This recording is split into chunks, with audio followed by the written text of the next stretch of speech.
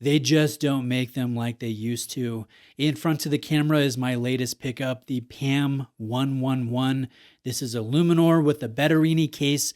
This was originally sold in 2007, and I bought this after years of wanting one.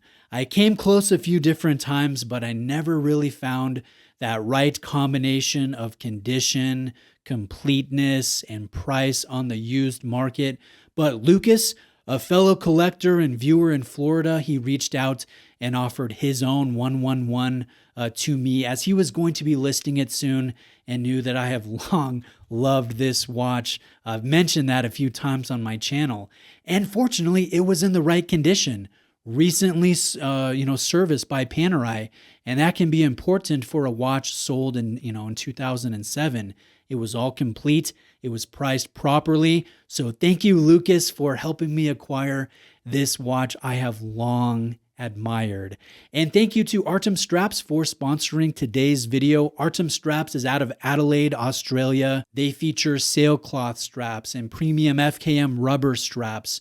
They really make a great product. Their products are not cheap, but the quality is very apparent when you put one on your watch and wear it around. So I have a link in the description of the video. If you use my link, I get a small commission on anything you buy from the website. So it's a great way to support my channel if you have a mind to get yourself a new strap and upgrade your sports piece. Now, why did I buy an older Luminor? The straps are better today than they were years ago. Panerai does in-house movements now compared to this ETA-powered version. Some of these modern movements have 8 days of power reserve. So why go for a nearly 20-year-old example? Well, the short answer is it has everything I want in a Luminor, and again, they just don't make them quite like how they used to. Now, this one has a sandwich dial. That's important to me. With modern Panerai, they only do sandwich dial on the more expensive products and rarely on the entry-level models. This has excellent lume, but the important thing is it's not Fotina, it's not old radium and natural light, which I get kind of tired of personally. This also has an open-style caseback. Panerai, when it comes to their entry-level products, rarely have exhibition crystals on their watches, and so I like the fact that I can see the movement in this one. I like the fact that this has 300 meters of water resistance as opposed to the standard 100 meters of today's Luminor products. And I know this sounds silly, but I can brag that I have OG water resistance, even though I will likely never take this below, say, 5 meters below the surface of water. Now, here's the big one. I like the fact that this has a modified ETA movement. This is based on the ETA 6497 hand winding caliber, but it has been vastly upgraded. This has custom plate shapes, a higher beat rate of 21,600 as opposed to the standard 18,000 of a base 6497. This also has a black polished swan neck regulator, which I think looks beautiful. Not to mention the striping and the anglage and the purling and the heat blued screws. This has traditional, gorgeous finish work. And although the movement does not hack, Panerai, they just don't finish movements like this anymore, which I think is a dang shame. Now, the power reserve is also pretty respectable at 56 hours on a full wind, and I enjoy disengaging the crown lock system and hand winding this movement every couple days. It has a very nice tactile feel as you wind the movement, and you can turn it around and see the gears moving as you wind the movement. So I enjoy doing that. Now, this is also quite a bit cheaper than a modern Panerai, and I'm not opposed to buying current production Panerais. In fact, I do have my eye on a couple different modern models, but it's always nice being able to get such a great watch for a lot less than a new Panerai. And again, you can make the argument that these old school versions, these ETA versions, They're even better than modern Panerai products. Now, modern luxury watches, they've really gotten expensive these past few years, and I think disproportionate to the rate of inflation. So speaking for myself, I just can't buy them as regularly as I once did in years past. And that makes finding pre-owned examples of awesome discontinued models a little bit more enticing and a little bit more exciting. So that's kind of what I have been doing recently.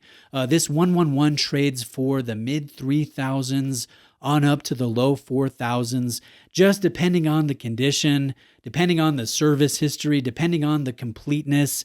A base Luminor these days at Panerai, it retails for $5,600. So again, you're getting a great product, arguably a better product for less money. Now, what about this particular piece falls short? Why isn't this the perfect watch? Well, honestly, some people just don't care for Panerai. They see the brand as too large, too tall, too heavy, maybe too minimal, too brutal, too basic. But that's the draw. When you get it, you completely get it. And you're drawn to these large, functional, toolish watches that have distinct style that can be picked out from across the room. So you won't hear me critiquing subjective things like the size of the case or, the styling of the Arabic markers, because that's Panerai. That's part of the draw. But you will hear me critique one functional aspect that just needs to be better, and that is the need for good ARC on this sapphire crystal. Honestly, you see a lot of reflections on this one, and it's really the only disappointing part about this watch. So I'm probably going to take this to my local watchmaker and see if he will add a few good layers of ARC to the underside just to help minimize the reflections and improve that at-a-glance legibility. And another thing that I want to mention, and it can become important on these older Panerais, are the rubber straps. These older Austrian-made ones, they just aren't as supple as the newer Italian-made ones. So I plan on buying a new rubber strap for this watch. I do like wearing it on the leather, but I don't know. There's something about this. It needs to be worn on the rubber if I'm going to be taking this in water. So I'm looking at the aqua, I'm looking at the olive, I'm looking at the red color. They are $200 from Panerai, and that does not include the hardware. And so it can get expensive adding extra Panerai straps because they charge you once for the strap and then they get you again for the buckle, and those are not cheap. So again, that can really add up. And I think the margins on accessories, Panerai must be making quite a bit of money just on doing extra straps and buckles. Now, overall, am I glad that I finally got this watch? Or has the magic faded a little bit now that I've worn it around and seen the reflections and the stiff Austrian rubber strap? Well, honestly, I am so happy that I finally got this big, bad sport watch. It's awesome in almost every respect. It's legible, it's versatile, it's a strap monster. It has that gorgeous hand wind movement.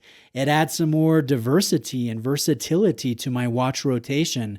So yes, I'm very happy that I finally bought this. And I'll post an updated short when I get a new strap in the future. And definitely if I end up adding the ARC and sharing that information with you guys in case you have a similar mind to follow suit. Thanks for watching today. I really appreciate it. Shout out again to Artem Straps, and I'll see you in the next video.